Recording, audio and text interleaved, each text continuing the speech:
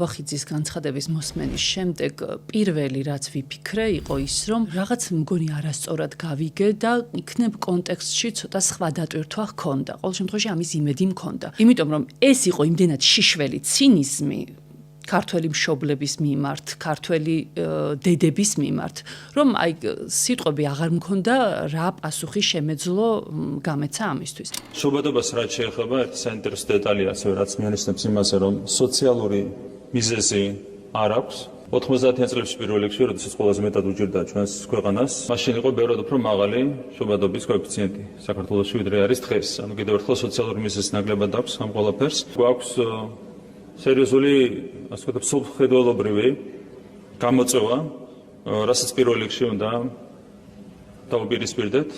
ქვეყანაში სადაც ბოლო წლების მანძილზე ადამიანებს აღარ აქვთ აღარაფრის იმედი, არიან სრულ აპათიაში, რადგან ყოველდღიურად მძიმდება არა მხოლოდ სოციალური ფონი, არამედ ყველანაირი მაჩვენებელი უარესდება. სადაც ადამიანების ემიგრაციაში წასვლის მაჩვენებელი დღითიდღე უფრო იზრდება, რეპროდუქციული უნარის მქონე მოსახლეობა ფაქტობრივად გადის ქვეყნიდან და თუ შესაძლებლობა აქვს მიყავს თავისი შვილები, ამ ფონზე როგორ შეიძლება ხელისუფლებამ გვითხრას, რომ თურმე რაღაც სოფლმხედველობრივი თუ იდეოლოგიური პრობლემების გამო არ ვაჩენთ შვილებს. აი ეს არის მართლა ცინიზმი და დაცინვა პირდაპირ საკუთარი ხალხის. ბავშვი ზრდასთან ერთად ხარჯები იზრდება და ბავშვს საშუალოდ სადღაც 1500-2000 ლარი ერთ ბავშვს ჭირდება იმისთვის, რომ ადეკვატურად დავაკმაყოფილოთ მისი მოთხოვნილებები. ჩემი ოჯახის მაგალითზე რომ ვისაუბრო, მე ვარ სამი შვილის დედა და ქართული ოჯახების საუკეთესო ტრადიციების გათვალისწინებით და ხელისუფლების არასწორი პოლიტიკის წყალობით ვარ უმუშევარი და ჩემი მეუღლე არის ემიგრაციაში.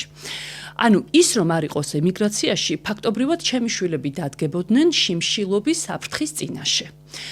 და ერთადერთი გამოსავალი მე და ჩემმა მეუღლემ ვიპოვეთ ეს. ანუ მე და ჩემმა მეუღლემ ვიპოვეთ ეს ერთადერთ გამოსავლად, რომ ბავშვებისთვის ღირსეული პირობები შეგვექმნა. ბავშვის მარტო გაჩენა ხო არ არის არა, ჯერ ამ გაჩენასაც ჭირდება ძალიან სერიოზული თანხა, თუ ორსული უვლის თავს და ბავშვის მოვლა იწყება მუცელში ყოფნის დროსაც. და შემდეგ ბავშვს უნდა შეუქმნა ცხოვრების ღირსეული პირობები. მართალია ხელისუფლებას ამის ძალიან მარტივი გადაწყვეტა აქვს და ფიქრობს, რომ მხოლოდ მათ შვილებს ეკუთვნით ცხოვრების ღირსეული პირობები და ჩვენი შვილები უნდა იყვნენ მომსახურე პერსონალის როლში, მაგრამ დიდი ბოდიში მე ცოტა სხვა გეგმები მაქვს ჩემი შვილისთვის. ელემენტარულად ის ფაქტი, რომ ჩემი ოჯახის მაგალითზე რომ გითხრათ, ვცხოვრობთ საკმაოდ, ასე ვთქვათ, ხელმოჭერილად, ვცდილობთ რომ მინიმუმი მივცევთ ბავშვებს და იმ ფონზე, როდესაც ჩემი მეუღლე და მულები მიგზავნიან ტანსაცმელს და ფეხსაცმელს ბავშვებისთვის, სოფლიდან მიგზავნიან პროდუქტებს, იმიტომ რომ ელემენტარულად იმის გარანტია არ მაქვს, რომ რასაც აქ ვიყიდი, მინიმუმ ჯამრთელი და ჯანსაღი იქნება და უსაფრთხო იქნება ჩემი შვილებისთვის. აი სადღაც ერთი შვილის მარტო წრეებში მომზადების ხარჯი, რადგან მისი ფიზიკური და ინტელექტუალური განვითარებისთვის საკმარის პირობებს სკოლა ვერ ქმნის, საჯარო სკოლაში სწავლობს. ერთი შვილის მხოლოდ წრეების თანხა მიჯდება სადღაც 900,000 ლარამდე. და მთლიანი ოჯახის ბიუჯეტი, აი გაჭირვებით, სადღაც 3,000-მდე ვხარჯავთ თვეში იმ ფონზე, როდესაც გვეხმარებიან და ძლივს გაგვაქვს თვიდან თვემდე თავი. აი ეს ქვია, ასე ქვია ასე ცხოვრებას.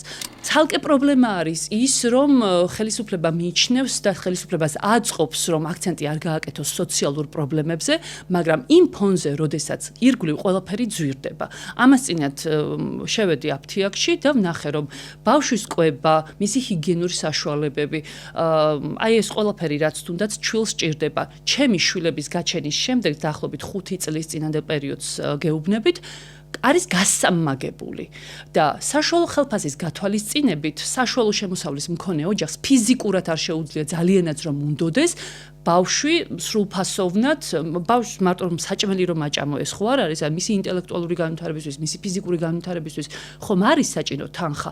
ეს თანხა საიდან უნდა მოიტანოს ოჯახმა. როდესაც ასეთ კრიტიკულ პოსტებს, თუნდაც სოციალურ ქსელში ვხედავ, შემდეგ ქვემოთ მობილიზებული ყავთ ტროლები და პატრიოტები, რომლებიც წერენ, რომ აი საფენი არ იყო ადრე და ბავშვები ხომ იზრდებოდნენ და რაღაც ბრინჯის დამტკბარ ნახარს ხო ვაჭმევდით და ხომ იზრდებოდნენ.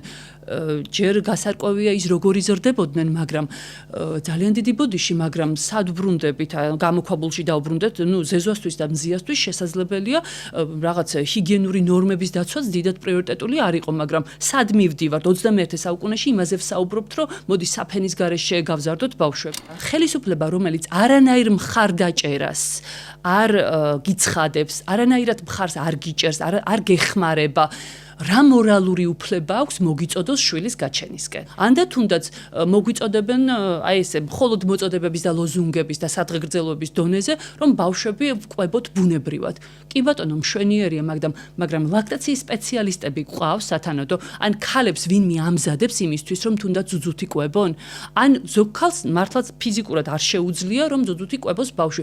მისთვის რა გამოსავალია ხელოვნური რძის ფასების გათვალისწინებით, ფაქტობრივად შიმშილით უნდა მოკლას ბავშვი. და ამ ყველაფრის გათვალისწინებით ვერ იღებ ხარისხიან განათლებას, ვერ იყვებები ხარისხიანად, ვერ იღებ ხარისხიან ჯანდაცვას, რადგან როდესაც მიხვალ არ ხარ დარწმუნებული, რომ ადეკვატურ დიაგნოზს დაგისვამენ, ან იმ წამლებს არ შემოგაჩეჩებენ, რომელიც თქვათ ფარმაცევტულ კომპანიებთან გარიგების შედეგად არის ჩამოწერილი, ხო?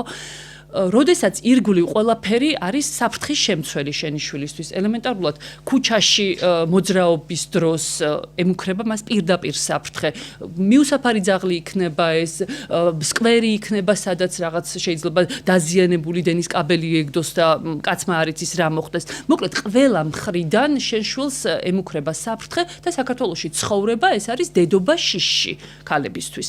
და ამ ფონზე რამდენად დიდი ცინიზმია, როდესაც გეუბნებიან, რომ თურმე რაღაც იდეოლოგიური პრობლემების გამო არაჩენ შვილს. არა, იდეოლოგიური პრობლემების გამო არა, იმის გამო ვერ აჩენენ ადამიანების შვილს, რომ არ აქვთ არაფრის იმედი, არ აქვთ სახელმწიფოს მხარდაჭერის იმედი, არ აქვთ იმის იმედი, რომ საკუთარ ინტელექტუალურ თუ ფიზიკური რესურსების გათვალისწინებით დასაქმდებიან და აიღებენ ღირსეულ ანაზღაურებას. და ამ ყველაფრის გათვალისწინებით ვეღარ ბედავ, როდესაც აცნობიერებ, რამდენი ჭირდება და რამდენი შეიძლება დაჭირდეს შენ შვილს, ვეღარ ბედავ ელემენტარულად, რომ გააჩინო და პასუხისმგებლობა აიღო კიდევ ერთ ადამიანზე.